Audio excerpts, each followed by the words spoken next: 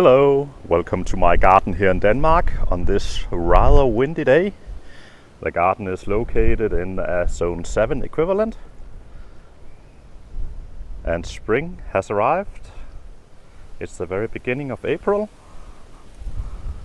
and the garden is looking great. Today's tour of the garden will be a little bit different because I will focus a little bit on the garden plans that I have for this year. I have of course been planning during winter, and one of the plans is that I want to re-establish some of the lawn up here. As you can see, I don't have a lot of lawn, I have a lot of paths instead.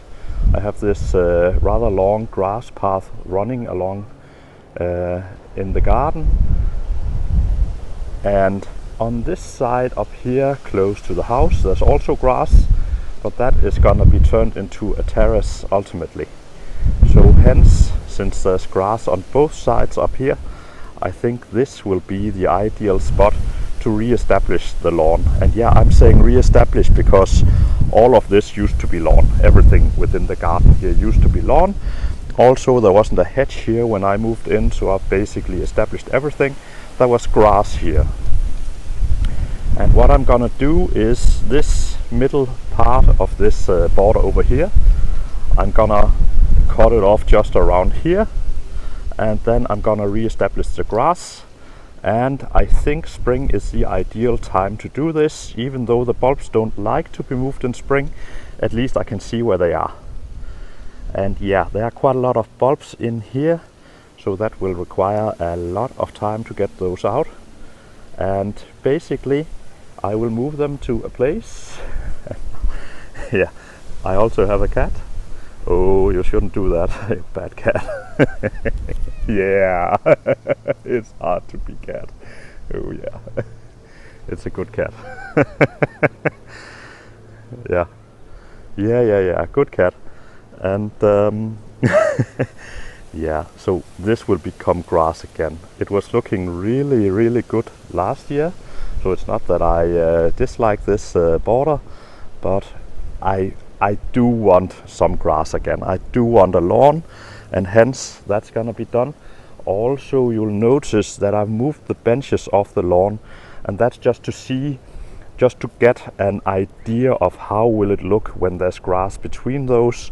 And I think I'm gonna ultimately, well, not this year, but perhaps next year, establish a hard pavement underneath these benches and have them in the border. Because if I have a lawn here and also with these paths, ultimately I'm gonna have a robot to mow them. Yeah, let's move along.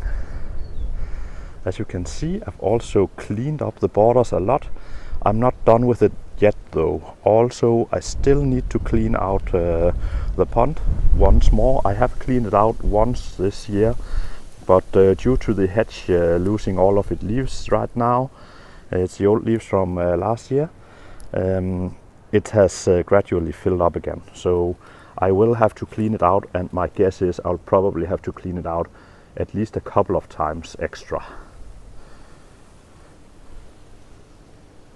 Up here I still have some daffodils. In most of my borders the daffodils have been eaten by something called a daffodil bulb fly, and yeah, it has been rather devastating. My guess is I might have gotten a bad batch, or perhaps because it wasn't an established garden, these bulb flies had easy access to the early the first daffodils I established, but it's a guess, I don't know. Also here, this is a bloodroot, and it's a double bloodroot. I think it's called multiplex. I'm gonna put the name in for that one. And I do have that in multiple places throughout the garden. Also a nice looking hellebore. And in there, the early tulips have started blooming. I know that in, I believe in the UK, at least of the parts where I watch some garden videos, I think it's ahead. Most of the normal tulips will have started blooming there, but here not yet. And yeah, I believe most of Britain is zone 8, zone 9, and here I'm in what should be well close to a zone 7 would be my guess. We don't really use zones here, so yeah, it's a bit of a guess. In Denmark we basically, they sell what can grow in Denmark, right? So we don't have a huge amount of use for any zones. Again, this is a combination of some woodland anemones and this bloodroot, and that is a really nice combination. Plus the undergrowth, I believe that is an edible woodland plant. I can look up the name, and one blue woodland anemone as well.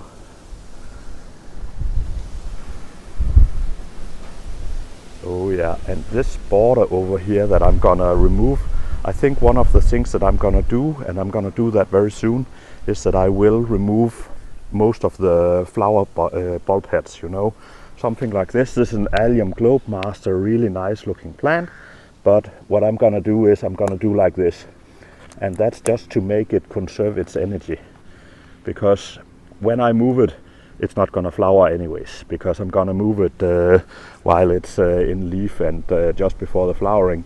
And I've done so before, and they will expend a lot of energy on that.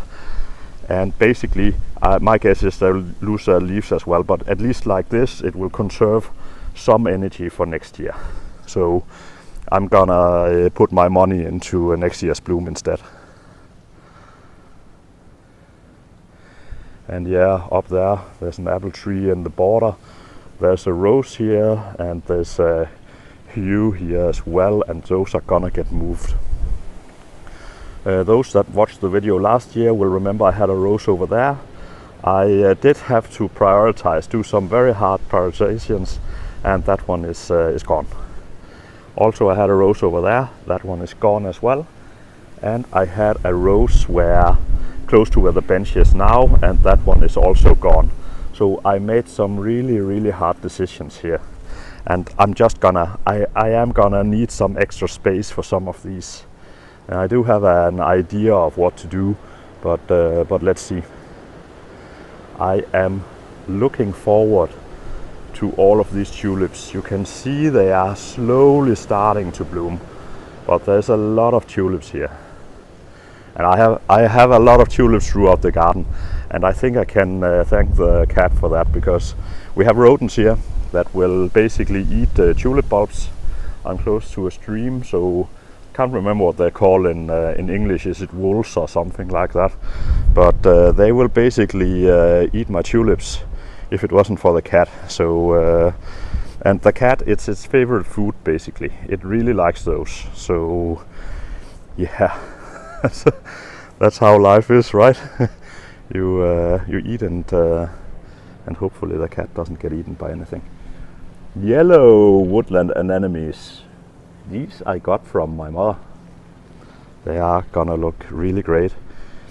And also again with some white woodland anemones. I do like woodland anemones.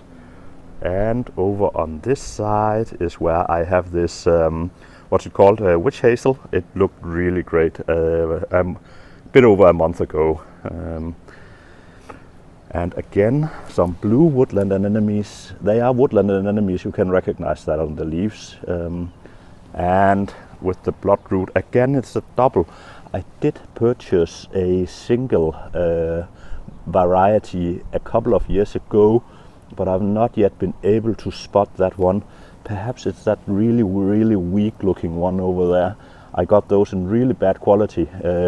The multiplex I got from my mother, and I believe she got them from a plant market, and she gave me a really generous amount of those, and I've been multiplying them throughout the years since I got them.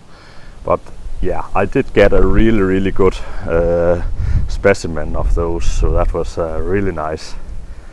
Hellebore over here. I think this is one of my best looking hellebores, and I don't know the variety. I received this one from my mother. I think she intended to give me a really black one, but ironically this one has become my best looking hellebore, even though it wasn't the right one. She has some really great looking hellebores. and an old-fashioned hellebore. This one, I think originally my grandmother had those in her garden, and I got this one from my mother's garden.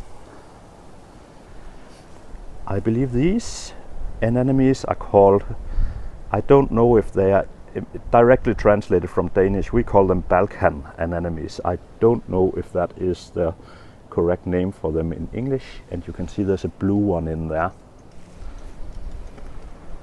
Also plants that I have here and that I like, I know some people perhaps don't like them, is I have quite a lot of, I believe they're called Glory of the Snow, and this one is a purple variety. I have them in blues as well. I believe the blue ones flowered a little bit earlier than this one. Perhaps they will flower at the same time next year, since these are newly established bulbs, you never really know. Okay, so now we arrive where I have additional planning going on. Let's just move up to the house. Just move up here. You'll notice I have some windows here, right? These are the windows to my main living room. And when you look directly out of these windows, if you approach them, this is basically the site that you met with, right? This is where I had some tarps, and you can see I have a project going on here. And what I want to do, you know, I will put in some extra grass up in that part so that that turns into sort of a small lawn. And down here I am gonna basically, instead of having this view out of my window, what I want is, let's sidestep a little bit, is something more like this view out of my window when I look straight out the window, right?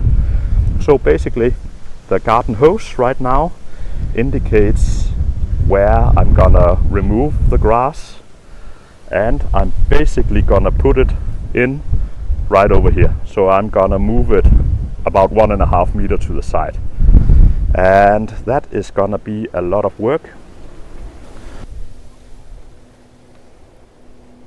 Yeah, and I moved the blueberries, and I did move them to this corner down here instead.